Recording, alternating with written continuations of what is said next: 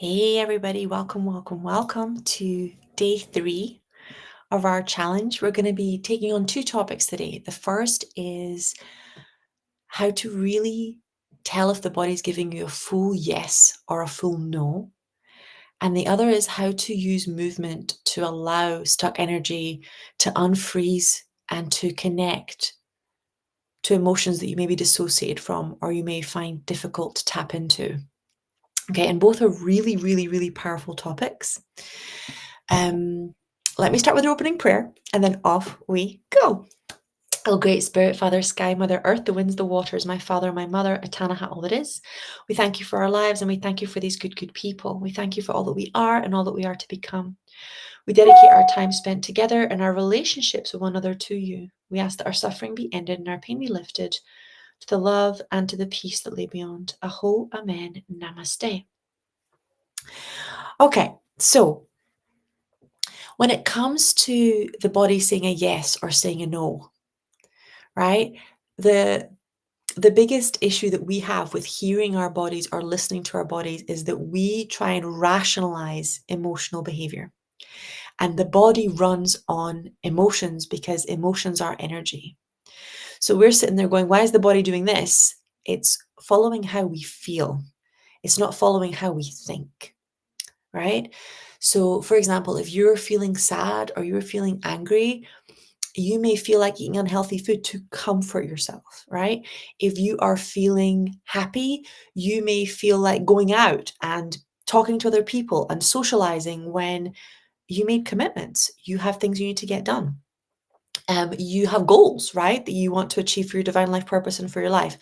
The body follows your feelings, not your thoughts. And illness in the body, stuck energy in the body is very similar. So if you don't like somebody, but you think you should, right? The body will still respond as if that person isn't safe. If you hate your work, the body will still find a way to like get something so that you don't have to go in, so you don't have to do it. The body's very protective. Its core job, much like the subconscious mind, is to protect you, right? Its job is not success, its job is survival. So when it comes to understanding the yes or the no's of the body, it doesn't mean they're necessarily the right decision. That's why when people say, oh, I'm listening to my body, I'm doing what it's telling me.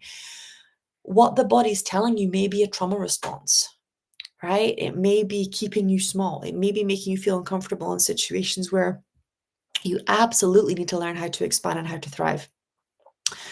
There are, however, situations where your body knows first, and that's what we call like gut level intuition, where your body knows that man or that woman is dangerous, or that situation is dangerous, or there's more here than meets the eye, or those people are pretending to like me, right? And it takes practice, and this is one of the reasons I love muscle testing so much. It takes practice to really be able to tell the difference between a gut level intuition and between trauma responses. And the more that you heal, the more that they become easier to recognize. But the body will literally guide you based on what it feels will make you safe. And what it feels will make you safe is based on your core experiences and when it detects danger in the present moment. Right? So it's not necessarily moving towards success or freedom or even health. It's moving towards safety until you reprogram yourself to move towards your desires. It's just keeping you safe. That's its core job. Okay. And then when we move into moving stuck energy in the body through movement, this is really important because women are taught to repress our feelings. Men are taught to repress their feelings. We're taught in different ways, right? So women are taught that there are feelings that are appropriate. Our happiness, our praise, our gratitude, our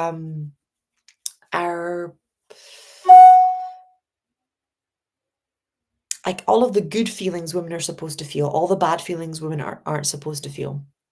And with men, it's kind of like they're not supposed to feel anything at all, except potentially like desire, um, for success, or anger to kind of seem like a threat or like a warrior type energy. I'm not saying it's right. I'm saying that's the programming, right? I don't think it's right at all. But you can see how, for example, let's say you got up this morning and you have to put on a happy face for your kids. You have to put on a happy face for your clients.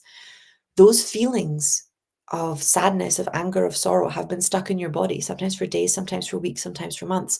If you're in pain and you have to hide that pain for years, whether it's emotional pain, physical pain, etc., it's the same thing. You are locking in your body, sometimes to the extent that you even forget it's there. And that's where movement is so helpful for two reasons. Number one, emotions like to release through exercise and through movement. Exercise combines breath work, physical like creativity and expression, which allows us to really release, but also like freedom from judgment. It's a space where we don't have to perform, right? So whenever you combine those three things with the intention, like if you put on some sad music with the intention to release sadness, if you put on angry music with the intention of releasing anger, right? Particularly things like rage music, etc., for like really letting yourself scream or let go.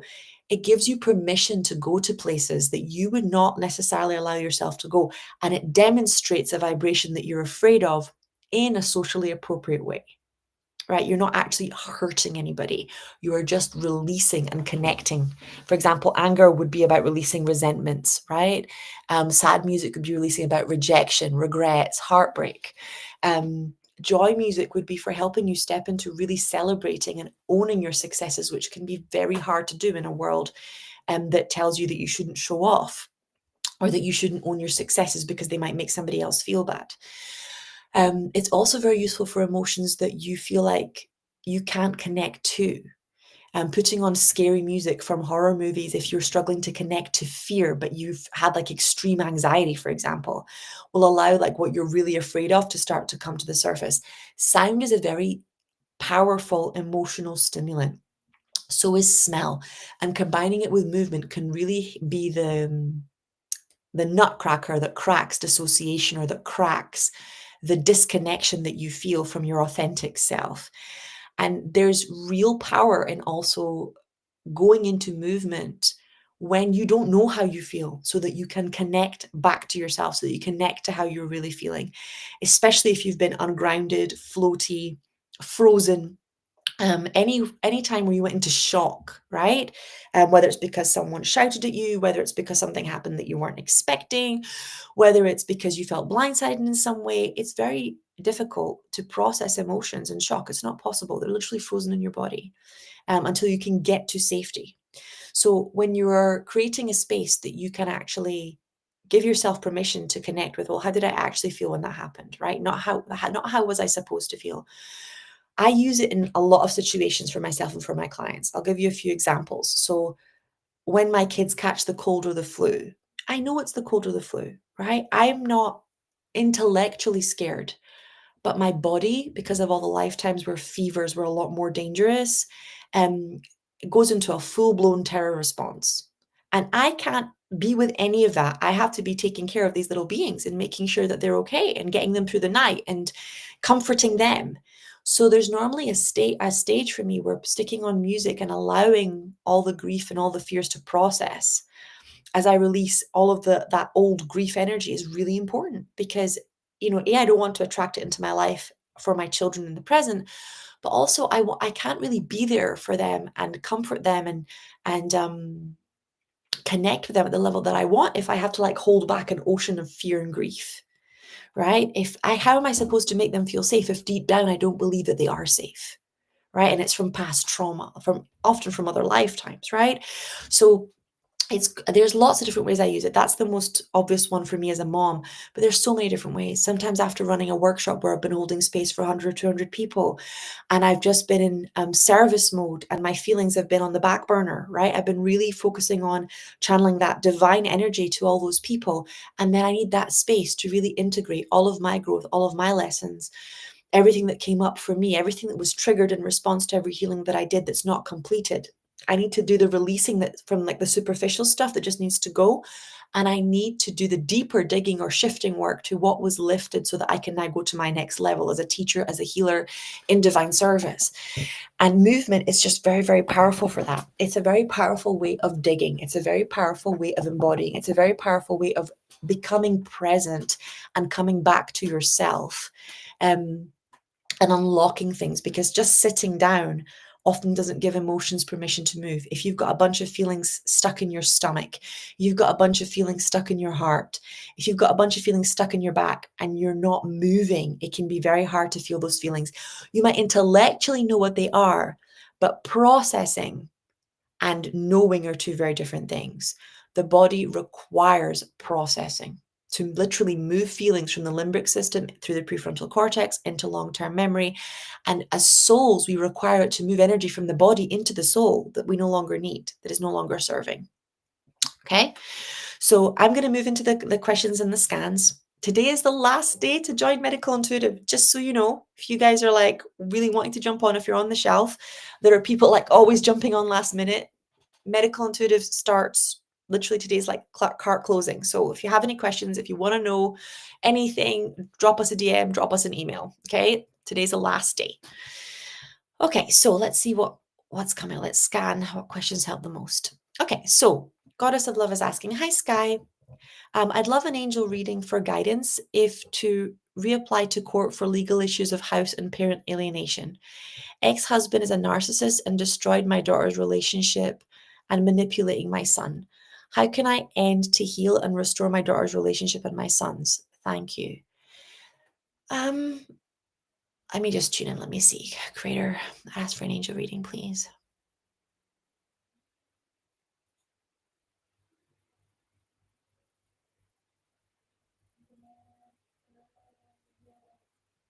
Okay, so I'm getting Archangel Jeremiah coming in really strong. That's the angel of forgiveness. And I'm really being shown that you need to work on forgiving yourself for not knowing how to protect yourself, for not knowing how to protect them from this person, because you're being really, really, really hard on yourself. And that really needs to go so that you can receive the help and you can receive the support that you need. I'm really being shown you asking the universe for all the beings that love you unconditionally to support you, to help you to move through the situation. They're also showing me like I'm literally seeing the scales of justice, like the balancing scales. They're saying that you actually tried to protect him and protect the children by not telling them your side of the relationship. And I'm really being shown Archangel Gabriel, like with the key to this is to tell the truth. Like I'm really being shown the key to this is to tell the truth. And the like I know you think they won't believe you, but the angels are really saying you have proof. Like you have receipts for things that happened. You have bank account details, you have divorce scripts, which are open to the public. They're saying don't just like speak it the way that he's doing it. Get the receipts, sit them down and show them what happened. And say to them, I didn't want to have this conversation. This isn't how I wanted this to work. I wanted us to be able to co-parent amicably, but because this person is coming against my relationship with you, and because I really know that it's in your best interests to be loved by me and to be allowed to have a healthy relationship with me, I'm going to share things with you that might be hard to be with, right? But they're really showing me that court is a very strong option, but that it won't fix what needs to be fixed, which is that you have been withholding the truth under the veil of protection. And there's a real energy of needing to come out of the abuse closet. You've really been, you see yourself as independent, you see yourself as not a victim, and I completely understand that. But being a victim of abuse doesn't mean you're in the victim archetype. It means you had an experience. That experience doesn't define who you are, but it is still an important part of your story. And they're showing me it's not just important for your kids, it's important for your following, it's important for your people, it's important for you. It's for you to really like be able to be proud of that season of your life, because right now the hiding it comes from a place of not. There is not a way to avoid the attacks. There's not a way of making him play nice. It's still part of the fawn response. It's like, well, maybe if I don't tell the truth, maybe if I don't talk about it socially, maybe if I, bury what happened, then he'll forget about it and leave it alone. That's not the energy we're getting from this person. This is a person that's still punishing you for having completed that relationship. And they're still looking for ways to harm you. And you're like the energy of like hiding the truth is giving them permission to do that. right? But it's hard. It's hard because as mothers, we're hardwired to protect our children, but truth protects more than a mission, and that's really, really important. Sorry, that says my mum. Oh, I've got the baby monitor on the bed, guys. Let me just grab it for my mum. I'll be right back.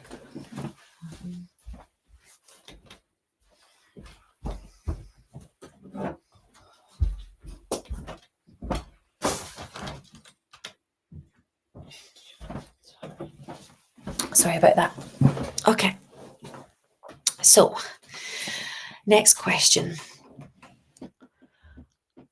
Shah saying, "Hi Sky, I'd love to have an angel reading for guidance.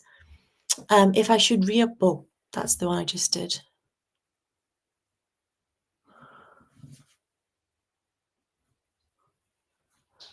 Okay, Eternal Bloom is saying, good day, Sky. Any advice from the angels would be much appreciated. Thank you. Okay, let me tune into you.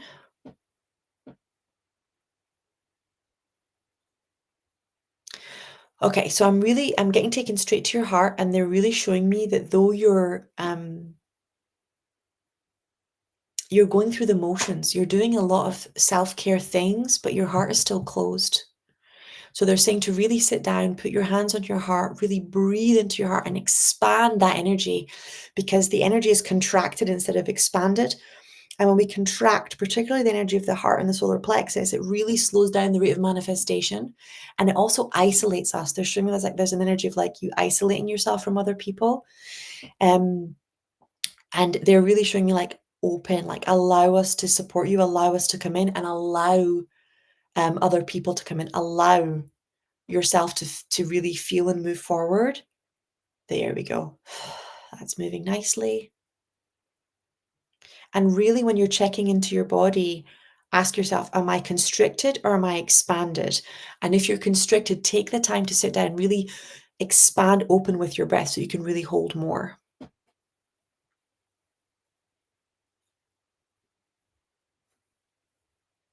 Okay, Tanya saying, hi Sky, thank you for all that you give. Seeking a message for this phase. Thank you. So the message your angels are giving me, Tanya, is courage. I'm really seeing the virtue of courage coming through strong. Or like you have all these plans, you have all this vision, you have all these good intentions, but you need to harness the courage to really believe in yourself, because otherwise you start and then it's like one step forward, three steps back. It's an energy of like momentum and courage, and not looking for immediate validation from the implementation of your ideas, but really like being consistent, being strategic. It's like this energy of really taking full responsibility. And then they're really also showing me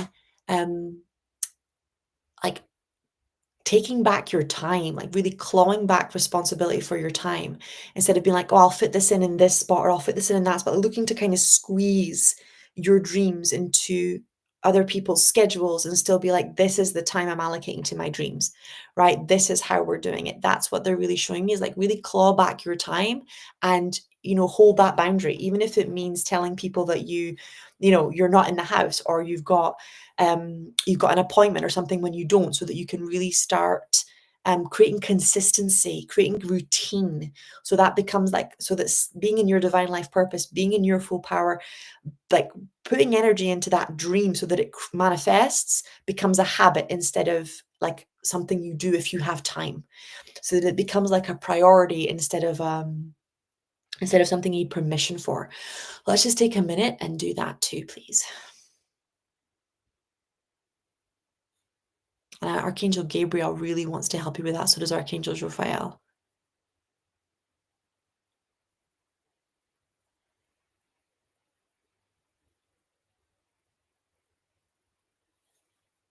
Okay.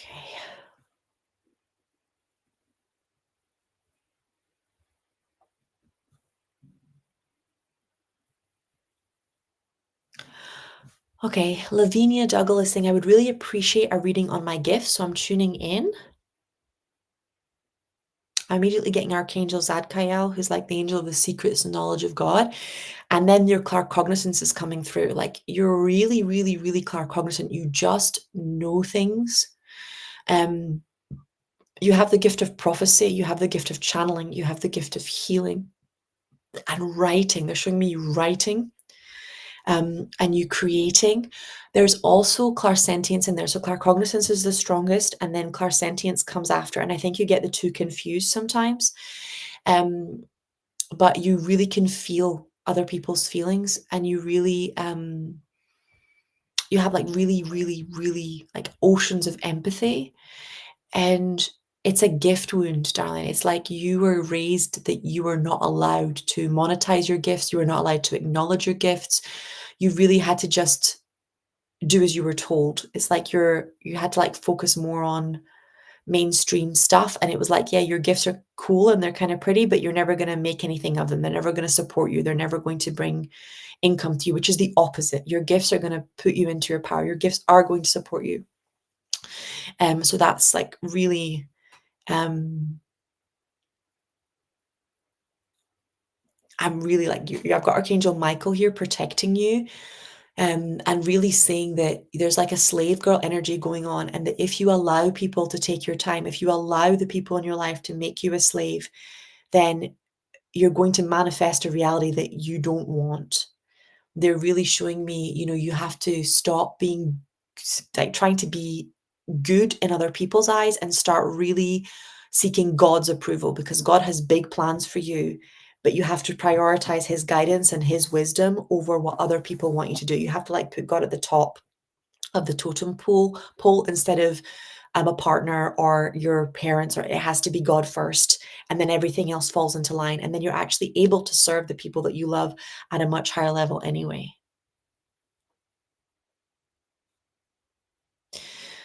Okay, Daphne saying, "Hi Sky, no matter what I do, I feel like I can't adapt to this world, as if some force is blocking my life. Can you do a scan for this?" My love, I literally am getting taken back to the womb, and I'm being shown as a baby you confusing, I don't know if you were a surprise, but like you confused as a baby your parents being shocked that you were here and wondering if it was an appropriate time to have a child, with you not being meant to be here. Every single child on this earth is divine timing. Every single child on this earth is supposed to be here. God has a purpose for every single one of us that incarnates. Okay? Just because your parents were surprised that you came doesn't mean that God was surprised that you're here. Now, we are supposed to be in this world, but we don't belong to it. We belong to God. We belong to the divine. We belong to another place, right? And the Bible says that literally we are here, but we are set apart. Like you are not supposed to be like everybody else because you are here. Like the Bible literally said Jesus said to the disciples, they were the salt of the earth. It's like we are here to if you look at the properties of salt, it's to absorb and to release and to end suffering, end pain, end trauma. We are not supposed to see the world the way normal people see it. We're supposed to see the love of God in every moment. We're supposed to think differently. We're supposed to move differently. I was in a healing session yesterday. I was in a healing session the day before yesterday, and the mom turned around to me because she was there getting help for her child, and she said to me, "You really believe he can get better?" And I was like, "That's my job, right? My job. The reason you're hiring me is because my mind joined with your mind. Is that the whole point of that is to restore him to unconditional health." Right? And you could see how many people, because of their fear, had gone in with this absence of faith. They were like, well, this can be healed, but that can't. And I was the first person she'd been in the presence of that was like, I don't know how, but it's going to happen because that's the power that the divine has. That's the way God moves. Like you are not speaking to a force that can't handle this. You are not in the room with a person that this problem is too big for. Right? Every person's health journey is unique, but it's that faith that moves mountains, but it's also your capacity to hold a bigger vision for a situation that allows something different to come in. And she said to her, but like, this energy of like being told not to believe in the highest or what's available. And I said to her, if you do not believe that you can get healthy, that he can get healthy, then you will sabotage your health. The same way that if you do not believe that you can make money, you will sabotage your abundance. If you do not believe in your health, your mind will get in your way. You will literally be so afraid of not making it, of failing, that you will literally create a self-fulfilling prophecy because you're afraid of it. Your mind cannot have two masters. It either focuses on what's possible, on the miracle, on what's available, on the love, or it's focused on the fear. Well, I'm not really going to believe I can have that because what if it doesn't happen and I have to deal with the disappointment? Well, you're in the disappointment anyway. And you're already in the manifestation you don't want anyway. And you're living in the energy of defeat anyway. The only way out, the only opportunity for a miracle, the only opportunity for a quantum jump, the only opportunity for a shift in consciousness is vision, is you shifting from fear into faith, is you choosing that your mind will no longer host thoughts based on fear, that you will no longer hold a weaker vision in case you can't achieve the bigger one. And that literally makes you rise, just like the tide, it makes you rise. It's not in reverse. It's not like I will rise when this works out. It when I have a bigger vision, everything will work out. And when I commit to what I really want instead of asking for breadcrumbs, like God is not breadcrumbing you, not around health, not around wealth, not around romance. God is not breadcrumbing you. So any energy that is not the divine. Okay, you're not asked to see smaller things. You're asked to receive on a bigger level. So it's really, really important that you really allow yourself, Daphne, to be like, it's okay not to be of this world and still belong in the world. And it's okay to be different. And every human on the planet that's ever existed feels unique, feels different. And the reason for that is that we all are. It's the paradox of life that we're all different. God doesn't make copies. And simultaneously, we all have things that are the same, right? We're all uniquely, completely separate and different. And at the same time, we have things that are the same. Like we all come through birth, we all die, we all have desires, we all want to be loved, we all want to be enough. Like we have things that are like core arcanas or core storylines, and we have unique aspects of how that story manifests. And that is the paradox of being human. That is the reality of living in duality.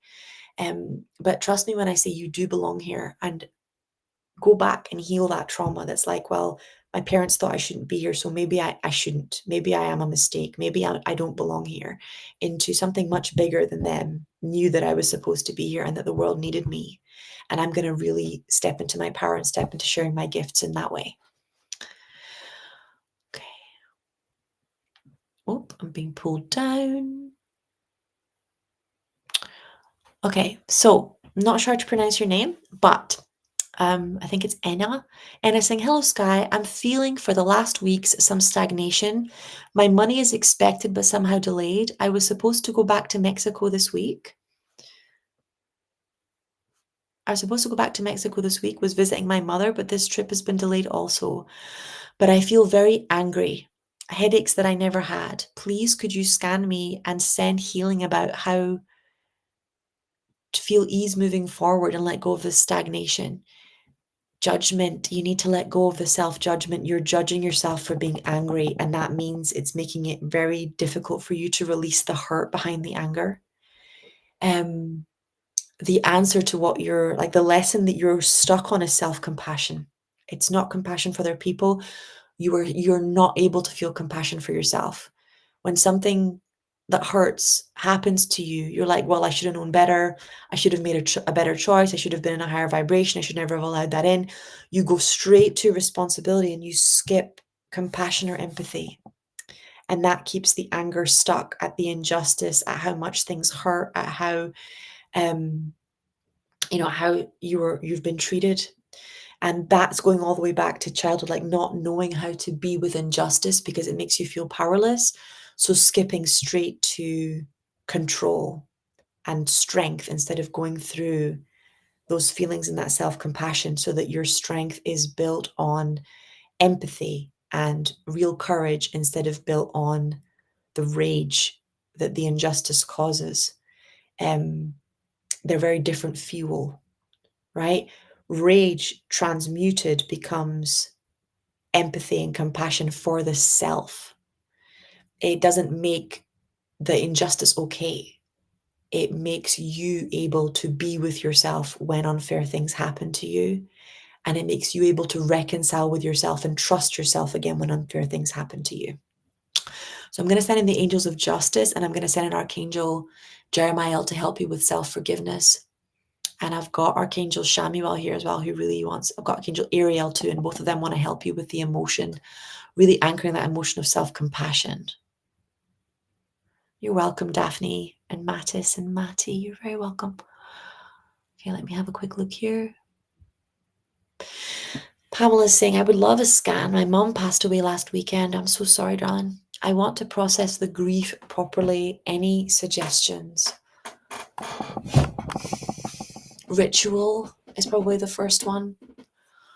The way that I tell my clients to process grief is to write their story with that person down. Write the person with that story down, cradle to grave. Write it down, because that's going to give you permission to start shifting it from your body through your limbic system up into your prefrontal cortex.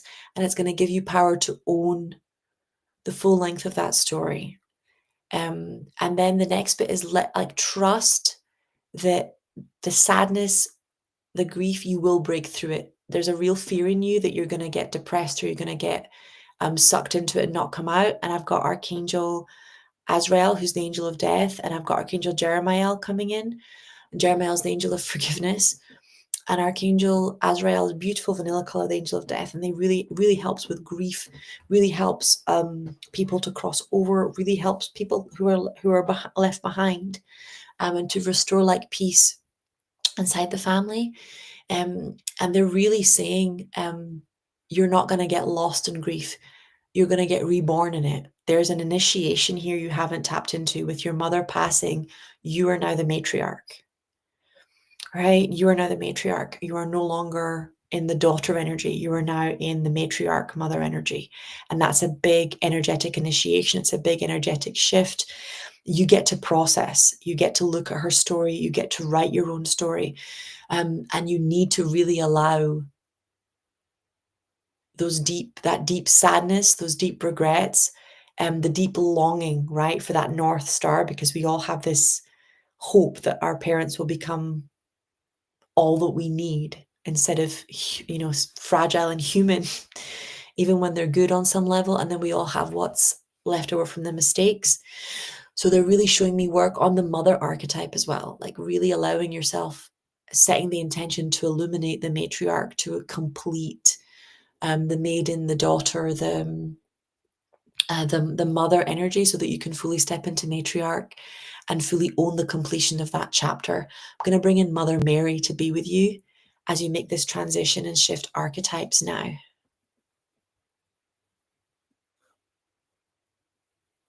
You're welcome, Tanya.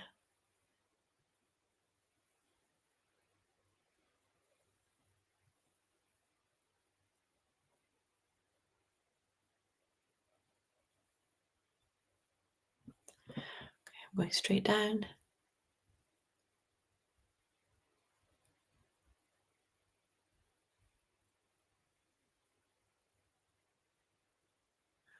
Okay, Marek Leo 33 is saying, can I have a scan and a healing for my third eye?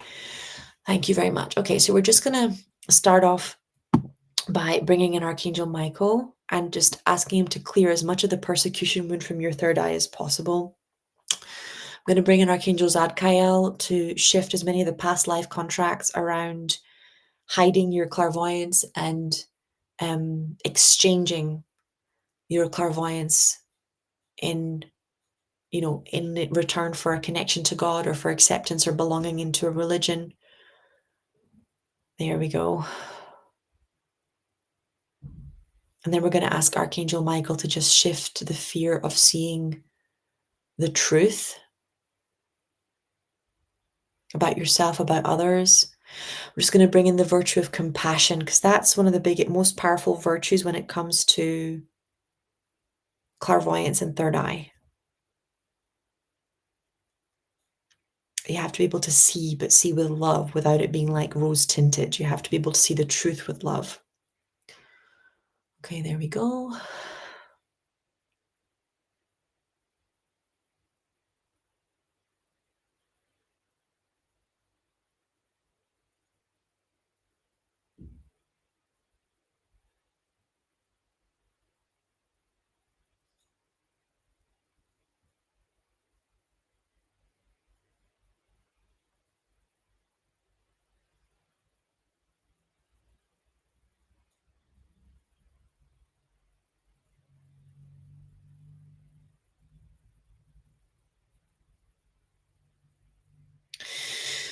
Whew.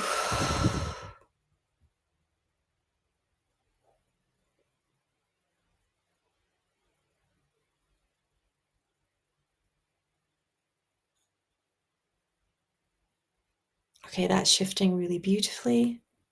And we're just going to take a rope of God's light and tie it from your crown to your third eye, and to just tie it open so that it gets used to being expanded and open instead of shut. They're literally showing me that you actually frown from all the grief a lot. So like things like face yoga, or like a good what's it called? A good gua sha, and really like separating the muscles over your third eye is really going to help expand it and open it up as well. I'm going to do one more question. Okay, I've got Bexel here. She says, "Hi Sky, I just found your video. Nice to meet you. I subscribed. Oh, thank you very much. And the things you say resonate. My grandmother is with cancer. I'm sorry, darling. She's the closest thing to true love and soul family. Um, could you send a healing to her? Of course, sweetheart. Of course. Let's just start by sending her so much unconditional love. We're going to bring in Archangel Raphael and just bring so much divine love and start packing it into her body with her higher self's permission, like a teddy bear.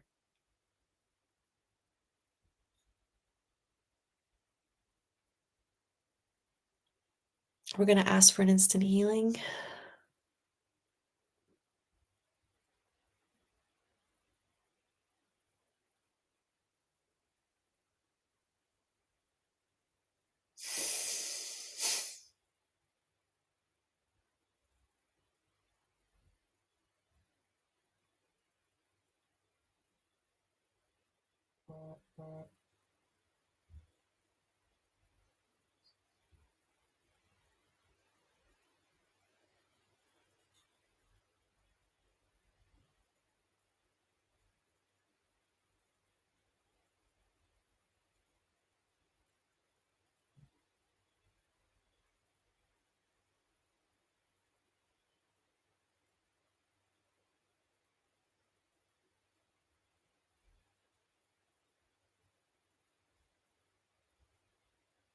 Okay, that's looking beautiful. My love, they're really showing me that for your gran, because there's so much love and there's a soul connection there, I have a conversation with her because she's such a nice person. She doesn't let herself feel angry, and cancers come from resentment.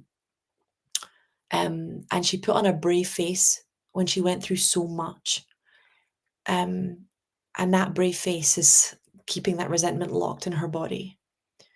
So sitting next to her and giving her permission to speak, and tell her whole story, and telling her you want to hear her whole story, even the really hard bits, even the really angry, rage-filled bits, even if it will change the way you see people, that you can handle it, you can handle her truth, and that you won't tell anybody, that you'll keep her confidence, right? And literally imagining like Archangel Michael's blue light like washing through her body and calming down that anger and that injustice, like healing the wounds of the injustice and bringing her back to unconditional peace and unconditional health.